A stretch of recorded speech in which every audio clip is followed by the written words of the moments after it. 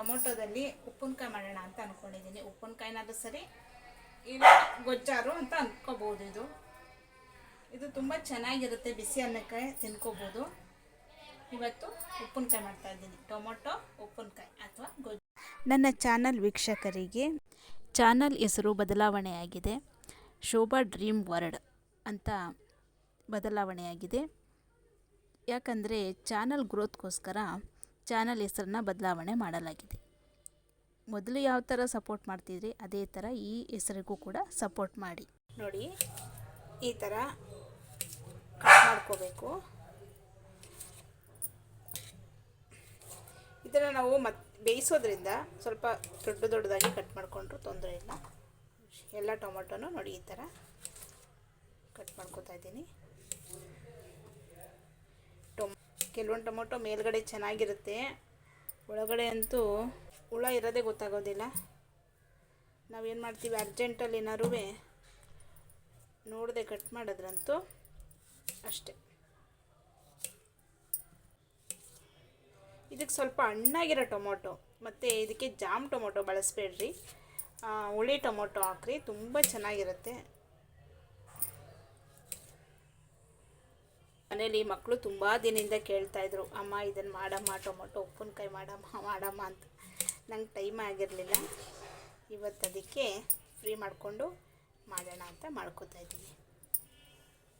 ಇದು ತುಂಬ ಅರ್ಜೆಂಟಿಗೆಲ್ಲ ಇದು ತುಂಬ ಚೆನ್ನಾಗಿರುತ್ತೆ. ನಾವು ಏನಾರು ಅಡುಗೆ ಮಾಡೋಕ್ಕಾಗದೇ ಇದ್ದಾಗ, ಸಾಂಬಾರು ಇಲ್ಲದೇ ಇದ್ದಾಗ ಒಂದು ಟೈಮ್ಗೆ ಬೇಕಾದ್ರೆ ಇದನ್ನೇ ಬಿಸಿ ಅನ್ನ ಮಾಡಿಕೊಂಡು ಕಲಿಸ್ಕೊಂಡು ಊಟ ಮಾಡ್ಕೊಂಬಿಡ್ಬೋದು. ಟೊಮೊಟೊ ಹಾಕೋತಾ ಇದ್ದೀನಿ. ಇದಕ್ಕೇನು ಎಣ್ಣೆ ಆಗಲಿ ನೀರಾಗಲಿ ಏನೂ ಹಾಕ್ಬಾರ್ದು, ಹಾಗೆ ಬೇಯಿಸಬೇಕು. ನೋಡಿ, ಎಣ್ಣೆ ಆಗಲಿ ನೀರಾಗಲಿ ಬೇಕಾಗಲ್ಲ. ಇದರಲ್ಲಿ ನೀರಿನಂಶ ಇರೋದ್ರಿಂದ ಇದನ್ನು ಹಾಗೆ ಬೇಯಿಸ್ಕೋಬೋದು. ಎಣ್ಣೆ ನೀರು ಏನು ಬೇಡ, ತುಂಬ ಸ್ಮೂತ್ ಆಗೋ ತನಕ ಬೇಯಿಸ್ಕೋಬೇಕು.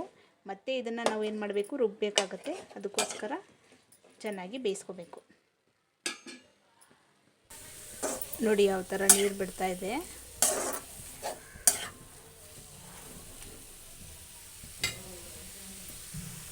ಚೆನ್ನಾಗಿ ಬೆಂದಿದೆ ಈಗ ಟೊಮೊಟೊ.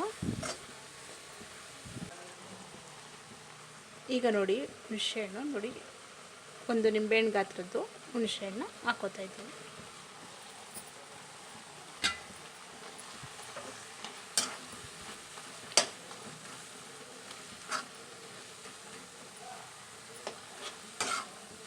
ಹುಳಿ ಇಷ್ಟಪಡೋರು ಸ್ವಲ್ಪ ಹುಣಸೆಹಣ್ಣು ಜಾಸ್ತಿ ಹಾಕ್ಕೊಳ್ಳಿ, ಇಷ್ಟಪಡದೇ ಇರೋರು ಸ್ವಲ್ಪ ಕಮ್ಮಿ ಹಾಕ್ಕೊಳ್ಳಿ. ನೋಡಿ, ಗೊಜ್ಜು ಥರ ಆಗ್ತಾಯಿದೆ.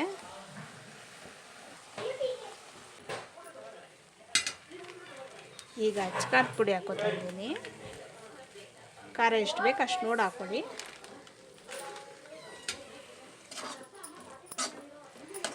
ಹುಳಿ ಜಾಸ್ತಿ ಇರೋದ್ರಿಂದ ಖಾರ ಸ್ವಲ್ಪ ಜಾಸ್ತಿ ಇರಬೇಕು.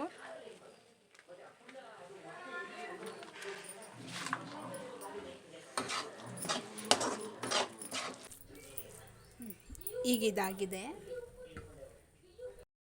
ಡ್ರೈ ಪೌಡರ್ ರೆಡಿ ಮಾಡ್ಕೊಳ್ಳೋಕ್ಕೋಸ್ಕರ ಈಗ ಸಾಸಿವೆ ಹಾಕೋತಾ ಇದ್ದೀನಿ.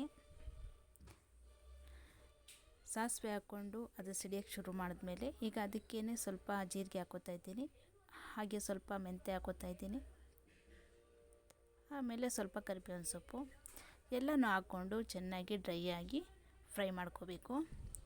ಫ್ರೈ ಮಾಡಿಕೊಂಡು ಈಗ ಮಿಕ್ಸಿಗೆ ಹಾಕ್ಕೊಂಡು ರುಬ್ಕೋಬೇಕು.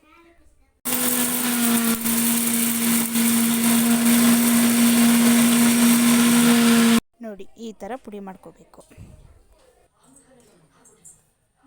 ಈಗ ನೋಡಿ, ಇದನ್ನು ಕೂಡ ರುಬ್ಕೋಬೇಕು. ಸ್ವಲ್ಪನೂ ನೀರು ಹಾಕ್ತೇನೆ ರುಬ್ಕೋಬೇಕು. ಆ ಥರ ರುಬ್ಕೊಳ್ಳೋದ್ರಿಂದ ನೀವು ಎಷ್ಟು ದಿನ ಬೇಕಾದರೂ ಇದನ್ನು ಇಟ್ಕೊಂಡು ಬೇಕಾದ್ರೆ ಯೂಸ್ ಮಾಡ್ಕೋಬೋದು. ನೀರು ಹಾಕಿದ್ರೆ ಇದು ಕೆಟ್ಟೋಗ್ಬಿಡುತ್ತೆ. ಈಗ ನಾನು ಮತ್ತೆ ಅದೇ ಬಾಣಲಿಗೆ ಹಾಕ್ಕೊಂಡು ಇದನ್ನು ಸ್ವಲ್ಪ ಫ್ರೈ ಮಾಡ್ಕೋತಾ ಇದ್ದೀನಿ. ಫ್ರೈ ಮಾಡ್ಕೊಂಡಾದಮೇಲೆ ಅದಕ್ಕೆ ಪುಡಿ ಮಾಡ್ಕೊಂಡಿರೋಂಥ ಪೌಡ್ರನ್ನ ಹಾಕೋತಾ ಇದ್ದೀನಿ. ಪೌಡ್ರ್ ಹಾಕ್ಕೊಂಡು ಅದನ್ನು ಚೆನ್ನಾಗಿ ಫ್ರೈ ಮಾಡ್ಕೋಬೇಕು.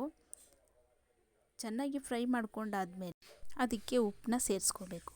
ಉಪ್ಪು ಹಾಕ್ಕೊಂಡು ಚೆನ್ನಾಗಿ ಫ್ರೈ ಮಾಡ್ಕೊಂಡಾದಮೇಲೆ ಬೆಲ್ಲ ಬೇಕಾದವರು ಬೆಲ್ಲ ಹಾಕ್ಕೋಬೋದು, ಬೇಡ ಅಂದವರು ಹಾಕ್ಕೋಬಾರ್ದು. ಸ್ವಲ್ಪ ಸ್ವೀಟ್ ಇಷ್ಟಪಡೋರು ಸ್ವಲ್ಪ ಸೇರಿಸ್ಕೊಂಡ್ರೆ ಚೆನ್ನಾಗಿರುತ್ತೆ. ಖಾರ ಜಾಸ್ತಿ ಆದರೆ ಸ್ವಲ್ಪ ಬೆಲ್ಲ ಹಾಕಿದ್ರೆ ಸ್ವಲ್ಪ ಅಲ್ಲಿಗೆ ಸರೋಗುತ್ತೆ. ಇದು ನೋಡಿ ಈಗ ಚೆನ್ನಾಗಿ ಫ್ರೈ ಆಗಿದೆ. ಈಗ ಇದಕ್ಕೆ ನಾವು ಒಗ್ಗರಣೆಗೆ ರೆಡಿ ಮಾಡ್ಕೋತಾ ಇದ್ದೀನಿ. ಒಗ್ಗರಣೆಗೆ ಒಂದು ಪಾತ್ರೆಯಲ್ಲಿ ಎಣ್ಣೆ ಹಾಕ್ಕೊಂಡಿದ್ದೀನಿ. ಎಣ್ಣೆ ಸ್ವಲ್ಪ ಜಾಸ್ತಿ ಹಾಕ್ಕೋಬೇಕು. ಆಮೇಲೆ ಅದಕ್ಕೆ ಸಾಸಿವೆ, ಜೀರಿಗೆ, ಕರಿಬೇವಿನ ಸೊಪ್ಪು ಎಲ್ಲನೂ ಹಾಕ್ಕೊಂಡು ಚೆನ್ನಾಗಿ ಫ್ರೈ ಮಾಡ್ಕೋತಾ ಇದ್ದೀನಿ. ಬೇಕಾದ್ರೆ ನೀವು ಇದಕ್ಕೆ ಬೆಳ್ಳುಳ್ಳಿನೂ ಸಹ ಹಾಕ್ಕೋಬೋದು. ಎಣ್ಣೆ ಜಾಸ್ತಿ ಹಾಕಿದ್ದಷ್ಟು ಇದು ತುಂಬ ದಿನ ಇರುತ್ತೆ. ಮತ್ತು ಕೊನೆಯಲ್ಲಿ ಒಣಮೆಣ್ಸಿಕಾಯಿನ ಕಟ್ ಮಾಡಿ ಹಾಕ್ಕೋತಾ ಇದ್ದೀನಿ. ಈಗ ಈ ಒಗ್ಗರಣೆ ರೆಡಿ ಆದಮೇಲೆ ಇದನ್ನು ನಾವು ಟೊಮೊಟೊದು ಗೊಜ್ಜು ರೆಡಿಯಾಗಿದೆಯಲ್ಲ ಆ ಗೊಜ್ಜಿಗೆ ಹಾಕ್ಕೊಂಡ್ರೆ ಟೊಮೊಟೊ ಉಪ್ಪಿನಕಾಯಿ ರೆಡಿಯಾಗಿರುತ್ತೆ. ಈಗ ಒಗ್ಗರಣೆ ರೆಡಿಯಾಗಿರೋ ಒಗ್ಗರಣೆನ ಇದಕ್ಕೆ ಹಾಕ್ಕೋತಾ ಇದ್ದೀನಿ. ಒಗ್ಗರಣೆನ ಚೆನ್ನಾಗಿ ಮಿಕ್ಸ್ ಮಾಡಿಕೊಂಡು ಒಂದು ಗಾಜಿನ ಬಾಟ್ಲಲ್ಲಿ ಹಾಕ್ಕೊಂಡು ಸ್ಟೋರ್ ಮಾಡಿ ಇಟ್ಕೊಂಡೆ ತುಂಬ ದಿನಗಳ ಕಾಲ ನಾವು ಇದನ್ನು ಬಳಸ್ಕೋಬೋದು. ಟೊಮೊಟೊ ಉಪ್ಪಿನಕಾಯಿ ರೆಡಿಯಾಗಿದೆ. ಬಿಸಿ ಅನ್ನದ ಜೊತೆ ತಿನ್ನೋದಕ್ಕೆ ತುಂಬ ಚೆನ್ನಾಗಿರುತ್ತೆ. ಈ ವಿಡಿಯೋ ನಿಮಗೆ ಇಷ್ಟ ಆಗಿದ್ದರೆ ಪ್ಲೀಸ್ ಸಬ್ಸ್ಕ್ರೈಬ್ ಮಾಡಿ, ಲೈಕ್ ಮಾಡಿ. ಥ್ಯಾಂಕ್ ಯು ಸ್ನೇಹಿತರೆ.